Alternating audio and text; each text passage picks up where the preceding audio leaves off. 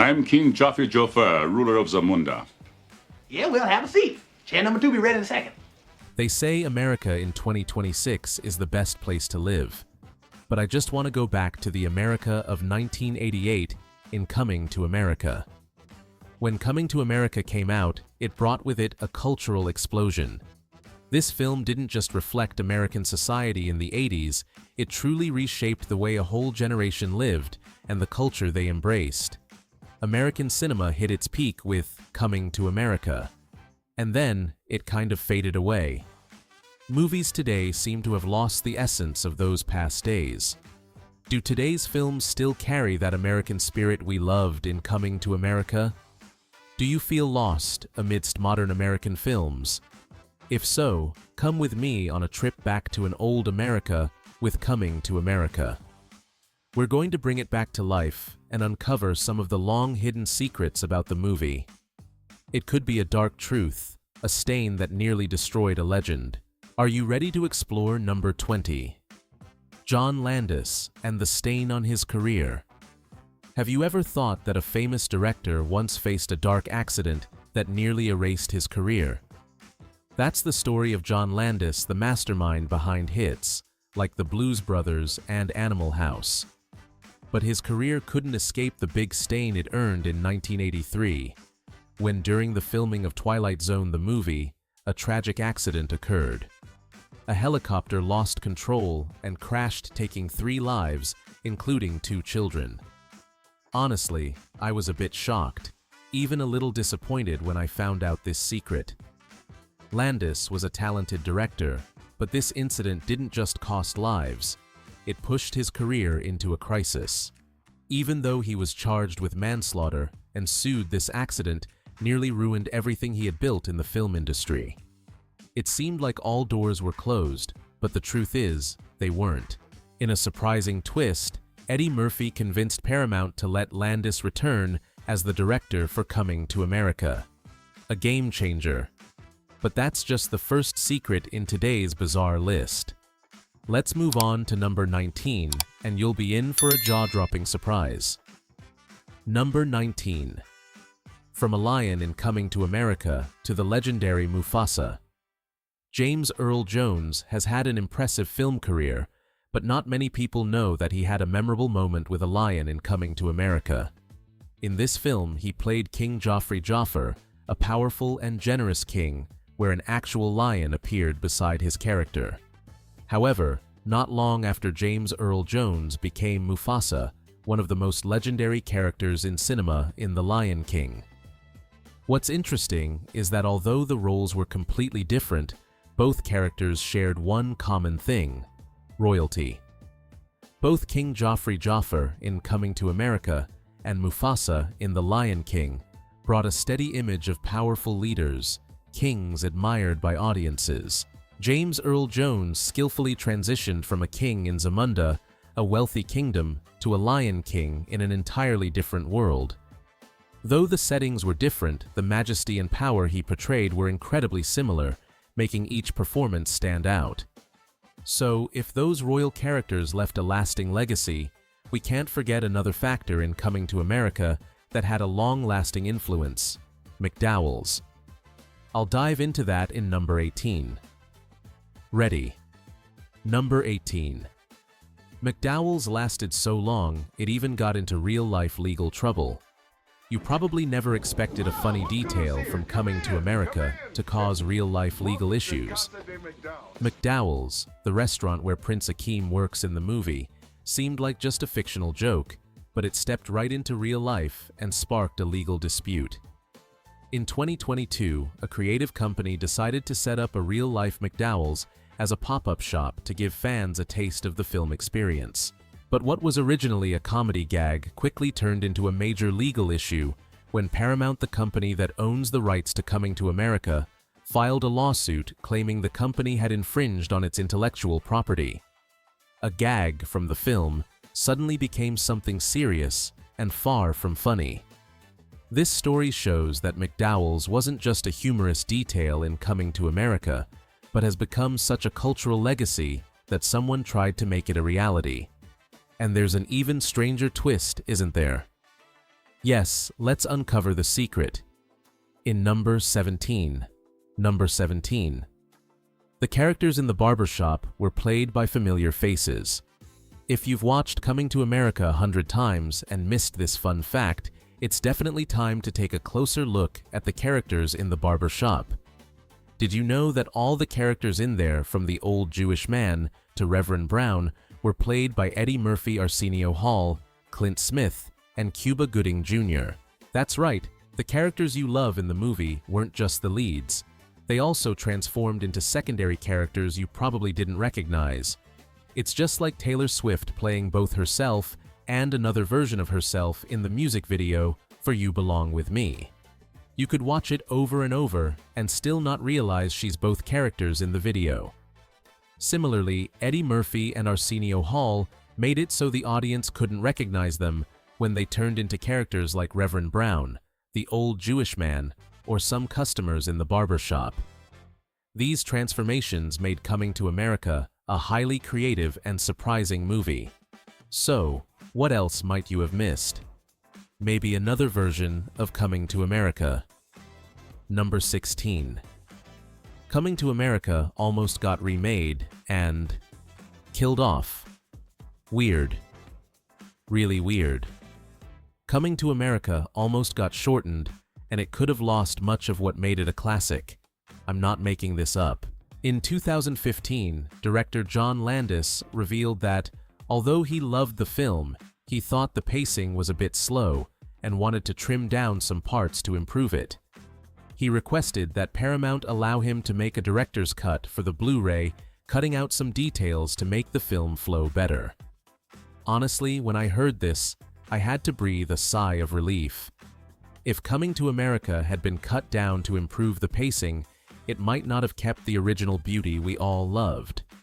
What would have happened to those priceless funny moments, those memorable details the film created? All those elements helped create the special connection fans have with the film. Thank you for keeping the movie as it was. And thank you to Paramount for deciding not to ruin such a legacy. Number 15. The homeless men getting money from Prince Akeem were the Duke brothers from Trading Places. You probably didn't expect that a funny scene in Coming to America would have a connection to another movie you love. Trading Places. The homeless men getting money from Prince Akeem in Coming to America were actually the Duke brothers' characters from Trading Places, played by Ralph Bellamy and Don Ameche. These were the two guys Billy Ray Valentine, Eddie Murphy defeated, causing them to lose everything in the previous film. Although these characters only appeared briefly in Coming to America, this was a fun crossover Eddie Murphy created. Instead of just being a simple funny detail, the appearance of the Duke brothers created a unique connection between the worlds Eddie Murphy had built. He thought it would add humor and self-parody, making it an essential detail in the film. However, not everyone agreed with this idea. John Landis, who directed both films initially, didn't like it, because he felt bringing in characters from Trading Places into Coming to America could be too self-referential, losing the seriousness of the film. This caused a bit of tension with producer George Folsey Jr., but in the end, Eddie Murphy convinced everyone, and the Duke brothers still made an appearance, adding a unique touch to the film. Number 14. The film's original title wasn't Coming to America.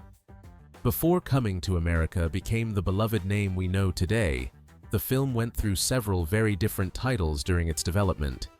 One of its early working titles was Quest, and another even stranger was Zamunda Project. Quest sounds too generic, not capturing the humor and unique style of the film. Zamunda Project sounds more like a science project than a hilarious story about a prince looking for love in New York.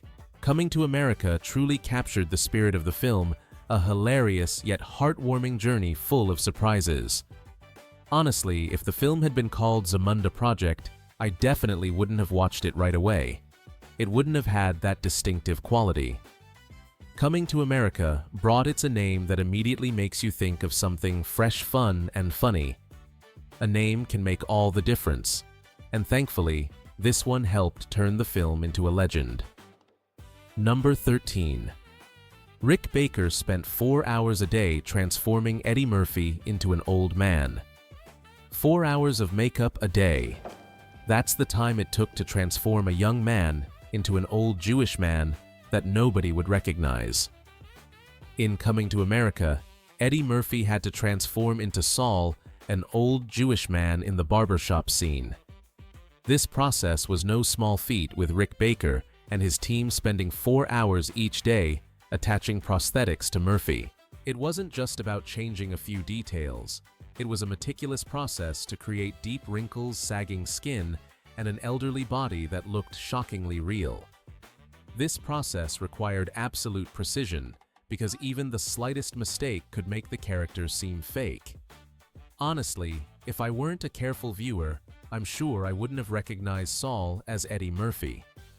The makeup completely made Murphy disappear behind the prosthetics, leaving behind a completely new character, unlike the young man we usually see on screen. Number 12. Murphy and Hall's transformations were so good, even Oprah Winfrey didn't recognize them. Do you think an actor can completely disappear behind makeup? Eddie Murphy and Arsenio Hall did just that, to the point where even Oprah Winfrey didn't recognize them. In 2021, Eddie Murphy shared with People that when Oprah Winfrey first watched Coming to America, she was shocked to learn that Murphy was the old Jewish man in the barbershop scene. She couldn't believe it was him, even though she had watched both the original and the sequel. This just shows how impressive Murphy and Hall's transformations were. In fact, the supporting characters Murphy and Hall transformed into weren't just simple makeup jokes. They completely disappeared into these roles, making it so the audience couldn't recognize them for years. This wasn't just a change in appearance, it was a complete transformation into living, breathing characters, showcasing their amazing acting skills. And the truth is, even I didn't recognize Saul as Murphy or Reverend Brown as Hall. The level of transformation really blew me away. I only realized it when I read a Reddit post. Fascinating stuff, and I hope someone will share more secrets like this in the comments for me and other Coming to America fans. Number 11. During filming, actress Madge Sinclair fought leukemia. When we think of Queen Aeolian in Coming to America, we immediately remember the powerful mother who loves her son. But what few people know is that behind the regal and celebrated role, Madge Sinclair, who played the Queen, was fighting leukemia during the filming. She was diagnosed with the disease in 1982, and despite her declining health, she kept fighting and completed her role. Her passing was a huge loss, not just for her family, but also for the film industry and her fans.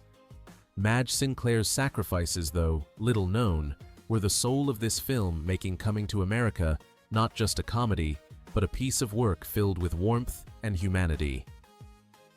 Let's pay tribute to Madge Sinclair, who brought a memorable queen to life, in the comments below. And now, let's discover more fascinating truths about Coming to America. Number 10. The Soul Glow jingle was written by a music legend. Have you ever imagined that a fictional product in a movie would actually become a real-world sensation? Certainly not everything in Coming to America was just fictional, especially Soul Glow. The famous jingle in the ad, "Just Let Your Soul Glow," was actually written by Nile Rodgers, a true music legend. What's interesting is that many viewers actually tried to buy Soul Glow after watching the commercial, even though the product was purely fictional. It's a perfect example of how films can create cultural phenomena in the real world. But Soul Glow is just one of many such examples. Are there other fictional products that have truly changed the real world? Let's discover more in the upcoming fun facts, maybe about a spin-off. Number 9. The film had a spin-off sitcom that was cancelled immediately. Although Coming to America was a massive hit, not all of the follow-up experiments were successful. One of the projects after the film's success had a rather swift end, a spin-off sitcom featuring a new character, Prince Tariq, the brother of Prince Akeem. Paramount decided to create this show in 1989, but it didn't start well. They chose July 4th to air the pilot, a time slot usually reserved for shows that aren't expected to do well. And as a result, the show was canceled immediately after receiving very negative feedback.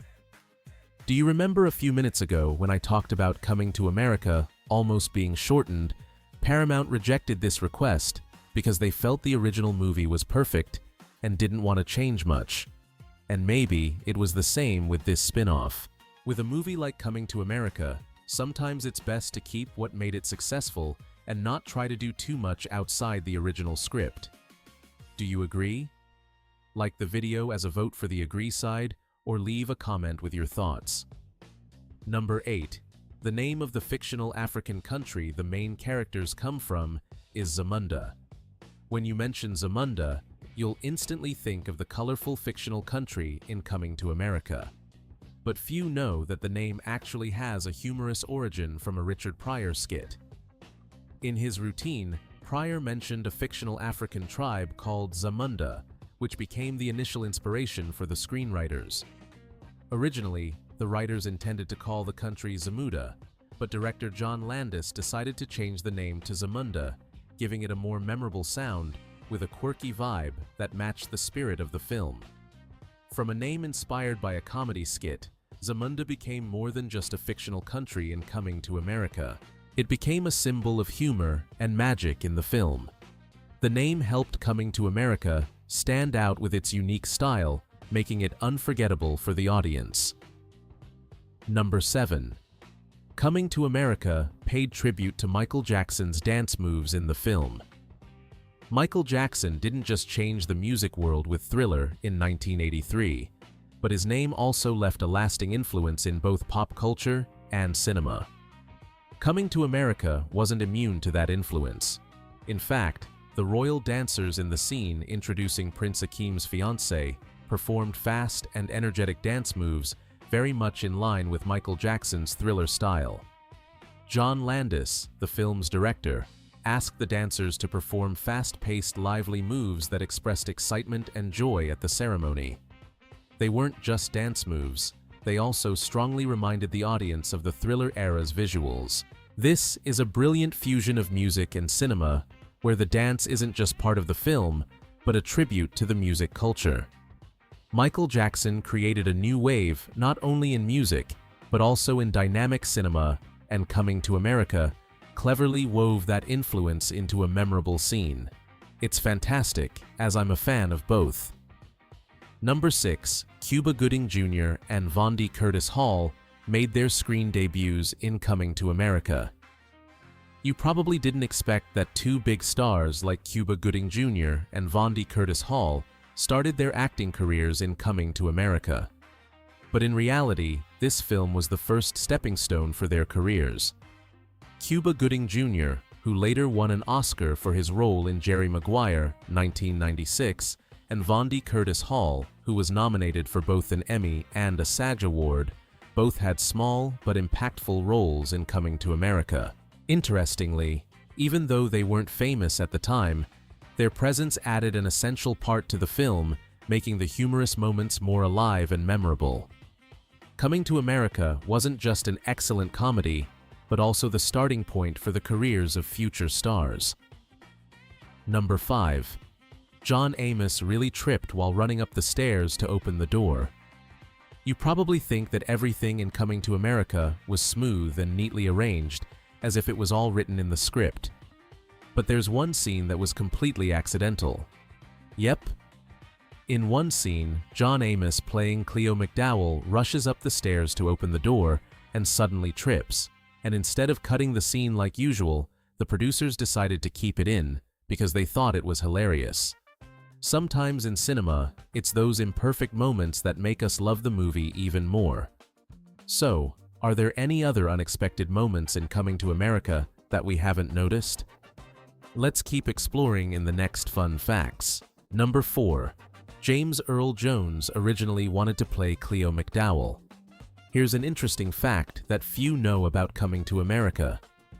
Originally, James Earl Jones didn't intend to play King Jaffe Joffer, but he wanted to try playing Cleo McDowell, the fast food restaurant owner. Quite a surprising choice, right? But the screenwriters convinced him to take on the role of King Jaffe Joffer, and this turned out to be one of the key decisions that helped the film become a legend.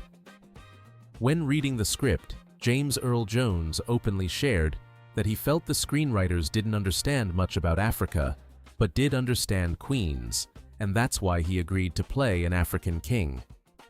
He realized that with his ability, he could create a powerful character that was also full of heart, a key aspect the film needed. However, initially, John Landis, the director of the film, wanted to cast Harry Belafonte as Cleo McDowell, but the screenwriters felt that the role of Cleo required someone with more of an American vibe, so John Amos was chosen instead. If James Earl Jones had played Cleo, would the film have been more interesting with a completely different version of Cleo, one who could have brought the same powerful humor that he portrayed as King Jaffe Joffer? Well, if James Earl Jones had played Cleo McDowell, we might have had a Coming to America with a completely different energy. What do you think? If those decisions hadn't changed, would the film have been more interesting? Number 3. The cutscene makes me wonder, was that the funniest moment? There's a scene in the Coming to America trailer that you might have seen, but strangely, it's not in the final film. In this scene, Cleo McDowell Akeem and Semi walk into Cleo's office. Cleo asks if any of them have experience working in fast food. Semi confidently responds, "Definitely not." At that point, Akeem nudges Semi and tells Cleo that this is their first job in the US. Maybe at the time the producers felt this scene was too simple, but honestly, if it had been kept in, I bet it would have been one of the most memorable funny moments in the movie. It's a perfect example of how Akeem and Semi's naivety about American culture is shown without needing to do anything too complicated. When I learned about this cutscene, I couldn't help but wonder, are there other hidden moments that we've never seen? Perhaps those who are familiar with the film and know more about the behind-the-scenes stories will know more than I do. I'm looking forward to discovering more in the comments. But for now, let's count down the final 2 secrets. Our list is almost at its end. Number 2. Rick Baker received an Oscar nomination for the makeup. If there's one thing that made Coming to America stand out from other comedies, it's the flawless makeup work, a true art of transformation. And Rick Baker, the mastermind behind this transformation, didn't just stop at good, he truly delivered a legendary makeup job. Speaking of excellent transformations, especially when Eddie Murphy transforms into the old man Saul, we can't help but mention Rick Baker. Rick Baker's work wasn't just recognized in the film, it took things to a whole new level when he received an Oscar nomination for makeup. The transformation process for Eddie Murphy, particularly in the role of the old Jewish man, wasn't just adding a fake mustache or wig. It was a complete transformation. From facial features, skin texture, to body movements, every detail was so accurate that it was hard for the audience to recognize Eddie Murphy in the character. We've uncovered the 19 biggest secrets of the decade about the legendary Coming to America. There's just one more left. This one will close out our nostalgic journey today. Are you ready? Number 1 press screenings were cancelled. The final mystery is an unbelievable story about a legendary film. Coming to America, a film beloved for years, praised by critics, and considered a classic by audiences in the 80s, actually faced a rough start. Yep. During the press screenings before the film officially hit theaters, the results were not very promising. In fact, the early audience wasn't happy with the film, and this led to the cancellation of the press screenings. Can you imagine? A film that later became a cultural icon had to struggle with initial audience reactions. What shocked me was that this wasn't just some network rejecting the film or a group of critics not liking it. This was the audience, the very people who would decide whether the film succeeded or not. And what's even more surprising is that when the film was rejected by the audience, those who loved other comedies at the time, it later overcame all the early criticism to become one of the most beloved films of the 80s. It's bizarre and magical to see how a film initially destroyed by negative reactions later became an inseparable part of pop culture. And it proves that sometimes success doesn't come right away, but if you truly have something special, the audience will come back and love you. Hard to believe, right? But that's the power of Coming to America, a film that could overcome it all. Coming to America is not just a simple comedy. It's part of a cinematic legacy that we can never forget.